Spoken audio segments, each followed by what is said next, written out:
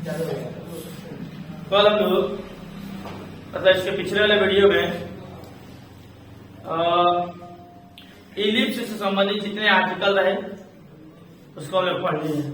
आज हम एनसीईआरटी का लेसन 11 जो है उसके एक्सरसाइज 11.3 हल करेंगे, ठीक है, जिसमें ब्रीज से संबंधित सवाल है उसमें हम हल करेंगे। उससे पहले हम जल्दी से जो भी पढ़े थे थोड़ा सा उसको याद कर लेते हैं, ठीक। देखिए ये एक्स वाई अक्ष है और ये आपका एक्स अक्ष, तो जो एक दीर्घवृत्त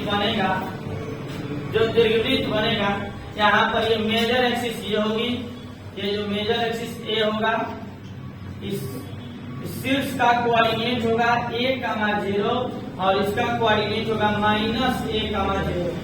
इसका ये कोऑर्डिनेट होगा 0,b और ये कोऑर्डिनेट होगा -0,-b, ठीक। इसके नाभि का जो फोकस का कोऑर्डिनेट था ये हम बताए थे, ये होगा कितना -c,0 और इसका कोऑर्डिनेट बताए थे F2 का +c,0, ठीक है। यहाँ पर क्या होगा, यहाँ पर इस इक्वेशन में x a² + y/b² = 8, जहाँ a is greater than b। ध्यान दीजिए। तो अगर आपसे पूछता है नाभि के निर्देशांक बताइए, तो नाभियों के जो फोकस के जो कोऑर्डिनेट होते हैं वो कोऑर्डिनेट होता है c, है ना, c, इसका मतलब ±c,0, ठीक है। शीर्षों के निर्देशांक पूछेगा, शीर्षों के निर्देशांक बताइए, इसका मतलब इन दोनों शीर्षों का निर्देशांक क्या हो जाएगा, +-a,0, यहाँ पर प्लस है यहाँ पर माइनस है। और दूसरे शीर्षों के निर्देशांक क्या हो जाएगा, 0, ±b। इन दोनों शीर्षों के निर्देशांक हो गए। जहाँ पर c क्या है, c निकालने के लिए हम फॉर्मूला आपको बताए थे, c = रूट में a² + b², ये c निकालने का फॉर्मूला है, ठीक। और ये है इस आकृति को दीर्घवृत्त कहते हैं। दूसरा हम दीर्घवृत्त का केस बताए थे, कि अगर ये y एक्सिस अराउंड है,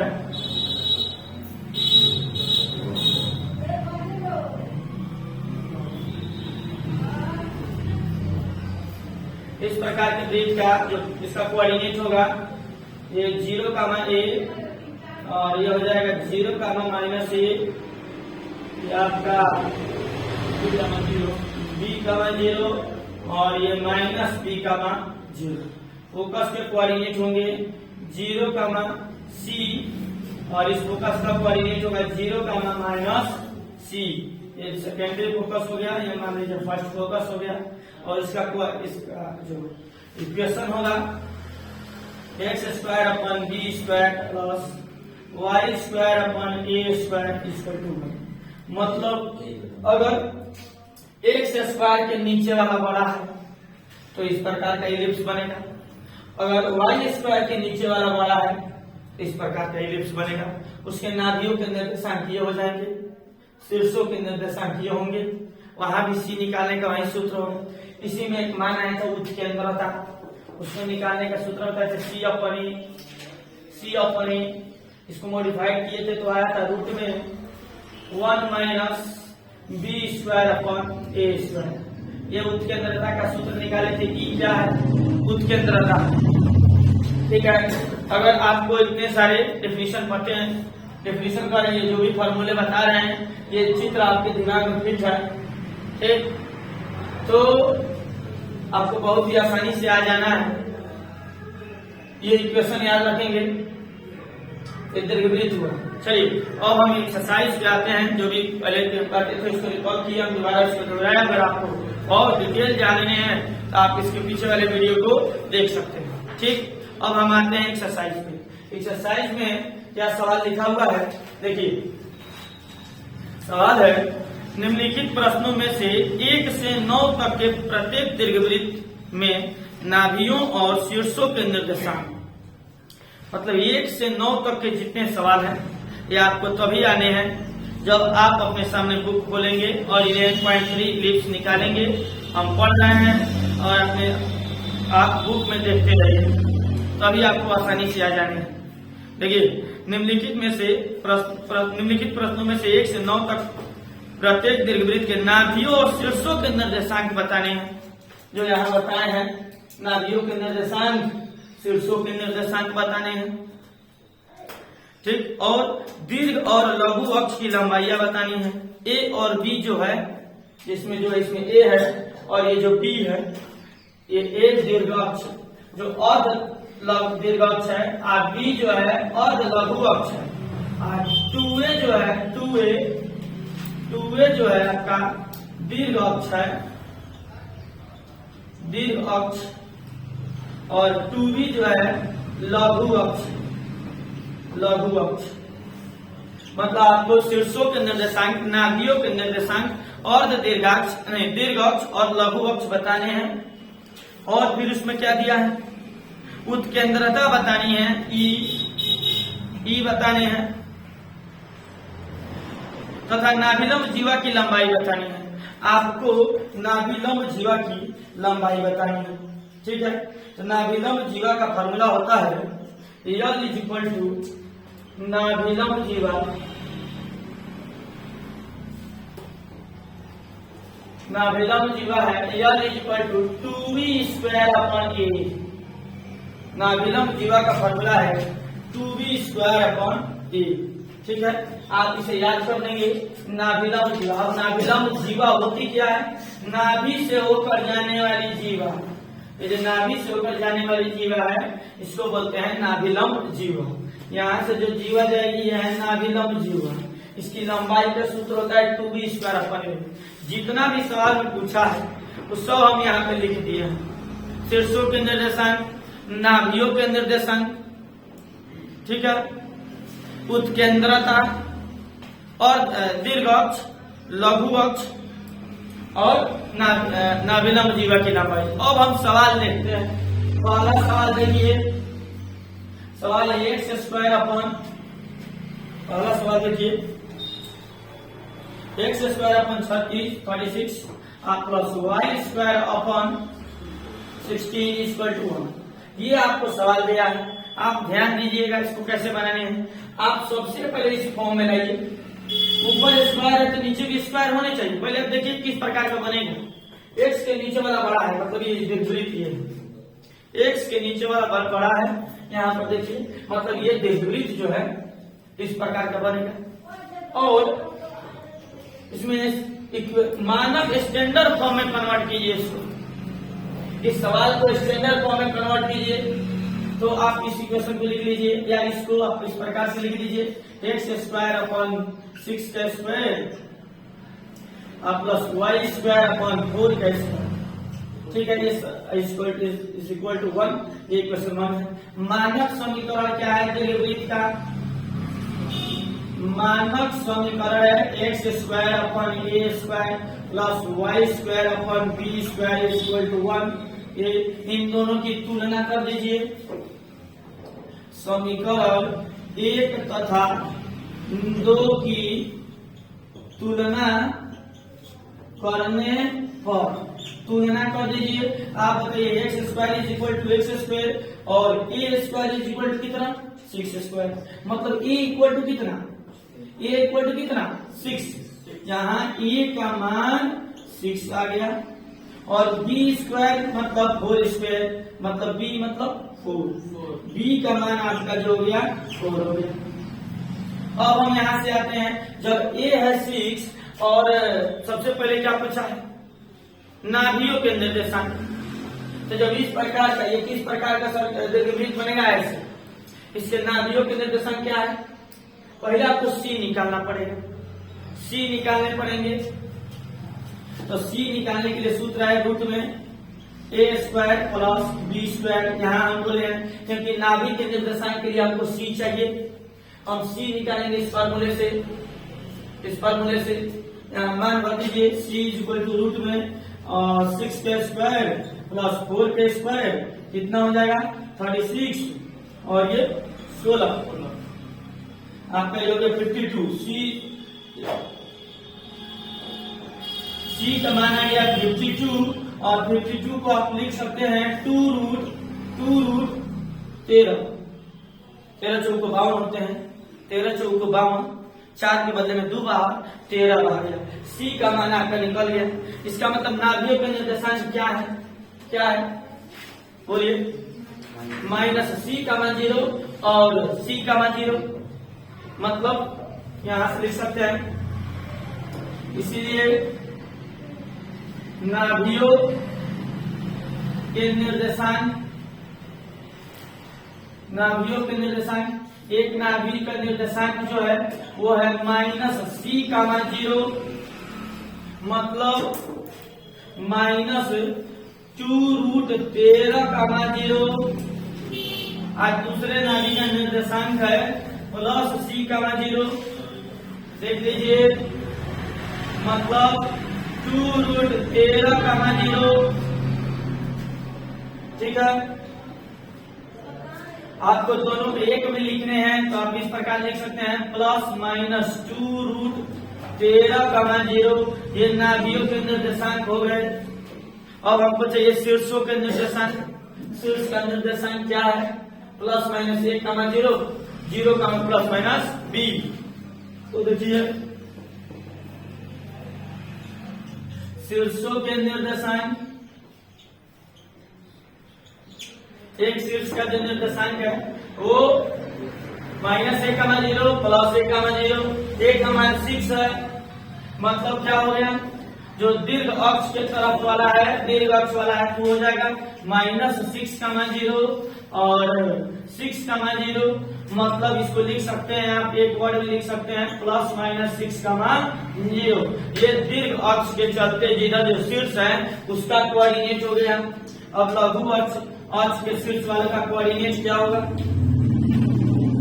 लघु अक्ष वाले का देखिए 0 का मान e, 0 का मान माइनस b, मतलब 0 का मान माइनस 4 और 0 का मान प्लस 4।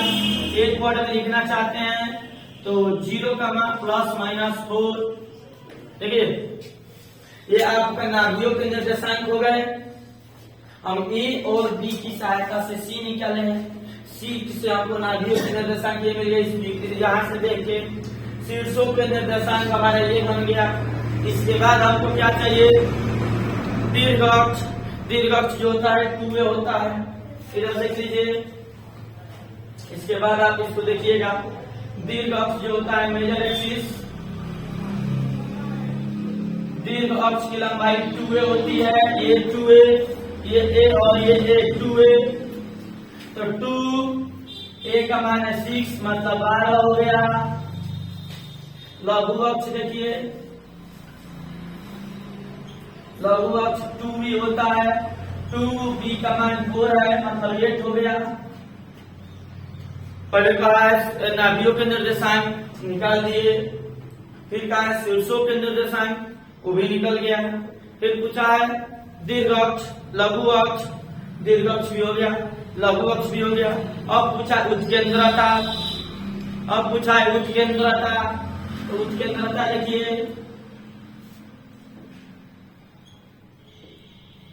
ई का सूत्र होता है C/A, तो आप C/A लगा दीजिए, ये वाला लगा दीजिए, दोनों से वही मान आएगा। C तो आप जानते ही हैं, C तो आप जानते ही हैं, C का मान 2 रूट 13 और A का मान 6, 2 से इसको काट देंगे 3 आ जाएगा। उत्केंद्रता कितना हो गया? Root 13/3, root 13/3। ठीक है, आगे देखते हैं। इसके बाद क्या पूछा है? नाभिलंब जीवा। नाभिलंब जीवा क्या होगा? L = 2b²/a, 2b का मान 4 का स्क्वायर अपन a मतलब 6, ऊपर कितना हो गया? 2 से काट दीजिए 3, 16/3। ये नाभिलंब जीवा हो गया। ठीक है, इस प्रकार से जितनी सारी मान बोला है, जितना मान बोला है हम सब निकाल दिए। जितना वैल्यू हमें बोला गया है हम सब वैल्यू निकाल दिए। आपको अगर सी का वैल्यू निकालने हैं उसके अंदर था, आप चाहे तो यहाँ से निकाल सकते हैं उसके अंदर था। और अगर आपको चेक करने हैं क्या सही है कि गलत, यहाँ से निकालिए। E is equal to root में 1 माइनस बी के जगह पर 4 का स्क्वायर और इस ए के जगह पर 6 के square. E is equal to कितना हो जाएगा 1 माइनस 4 अपॉन 9। आप कैसे 2 से दोनों को काट दीजिए, या आप 4 का स्क्वायर 16 और 6 का स्क्वायर 36। ठीक है, दोनों को 4 से काट दीजिए तो ई इक्वल टू हो जाएगा रूट में 1 minus 4 upon 9। E equal to कितना हो जाएगा 9 minus 4 upon 9। E equal to 5 upon 9 root में 5 अपॉन 9 का बाहर हो जाएगा, यानी कि रूट में 5 अपॉन 3, रूट में 5 अपॉन 3। यह आपका उत्केंद्रता हो गया। और इधर से उत्केंद्रता जो निकला है वो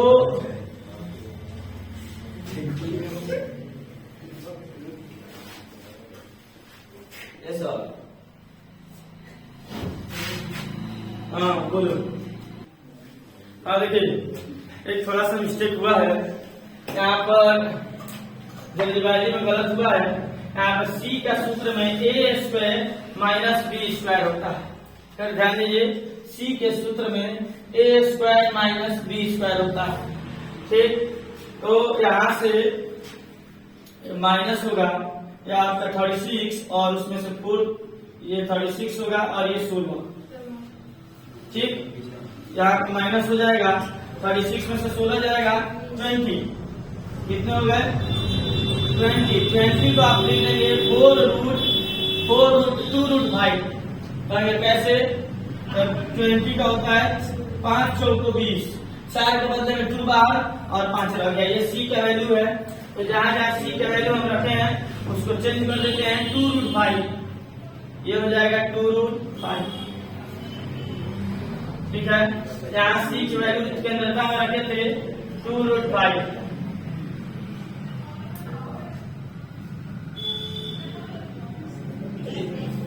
देखिए इस प्रकार से 1 से लेके 9 तक के, बस यहाँ थोड़ा सा मिस्टेक सी की वैल्यू वही है।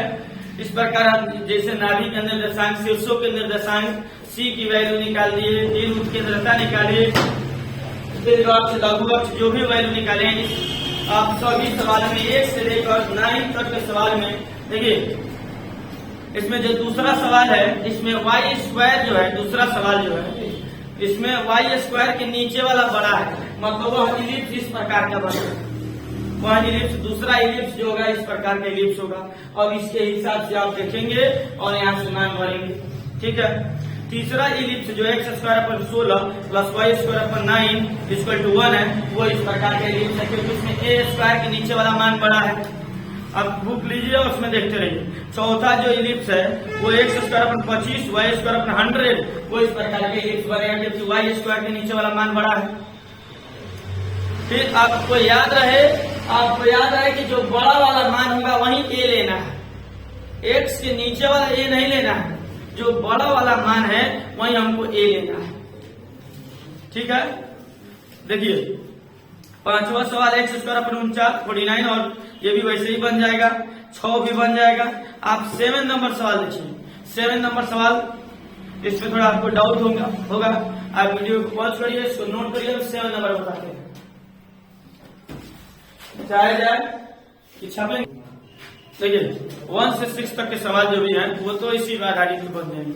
ठीक है, अगर इसमें से कुछ नहीं आते हैं तो आप कमेंट करिएगा, वो नंबर वाला इसका प्रयास करेंगे, उसका एक वीडियो बना देंगे। हम 7 नंबर सवाल देखते हैं। ठीक है, 7 थोड़ा अलग तरीके से है। 7 देखिए, 36 x square plus 4 y square 36x square plus 4y square is equal to 144। देखिए आपको इस सवाल पर ध्यान देंगे, आपको सभी सवाल जो है ये कहीं रूप के नहीं होंगे। देखिए ये सवाल और ये सवाल एकदम डिफरेंट है। आपको इसको इस प्रकार से बनाने पड़ेंगे। बनाने के लिए आपको ध्यान देना है कि बाद में एक होता है, इधर तो 44 है तो एक होगा कैसे, क्योंकि 144 का भाग दे दीजिए, ठीक है, क्योंकि लास्ट में इक्वेशन में 1 आने हैं, लास्ट में 144, आप 144 सब में भाग दे दीजिए। अब सब में भाग दे देते हैं, ये 36x स्क्वायर प्लस 144 और plus 4y square plus 144 equal to 144 upon 100। ध्यान दीजिए 36 से ये कट जाएगा कितने बार में 4, सही है।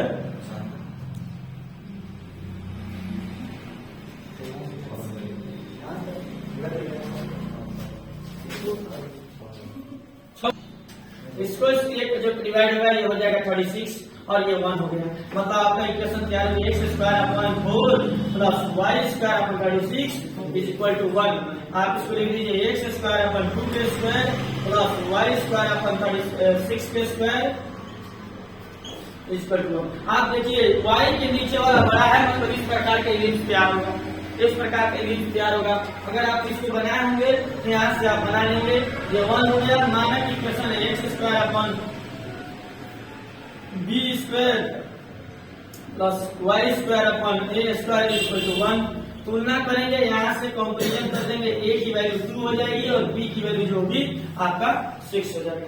नाभिक का कोऑर्डिनेट निकालने हैं तो आप यहाँ से c निकाल दीजिए, c निकालेंगे तो c का फॉर्मूला हाँ देखिए यहाँ से इस बच्चे का कौन नहीं है, ये a है और ये b है, ठीक। हम c निकालेंगे यहाँ से तो 36 के 6 के स्क्वायर और ये 4 के स्क्वायर कितने आ जाएंगे 2 का स्क्वायर।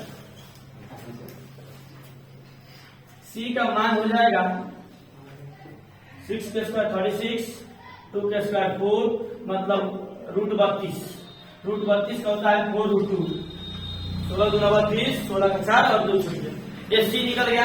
नाभि के कोऑर्डिनेट क्या हो गए, नाभि के कोऑर्डिनेट देखिए, नाभि के जो कोऑर्डिनेट हुए इस समय क्या है 0, c, 0, -c। इसका मतलब कि 0, ±4√2, ठीक। अब यहां से क्या निकाले तो हमको शीर्षों के निर्देशांक क्या है 0, a और -a b वाला। तो शीर्षों के निर्देशांक देखिए, शीर्षों के निर्देशांक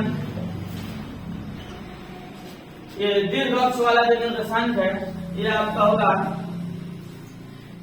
0, ±6 और ये a का मान 6 है, ठीक।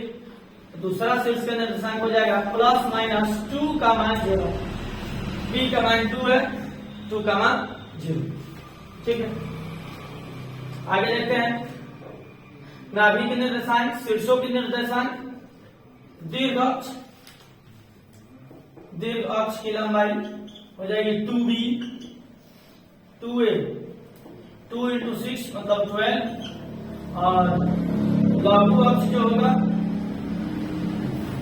लघु अक्ष हो जाएगा 2b, 2 × 2, 2 b का मान 2 है यानी 4।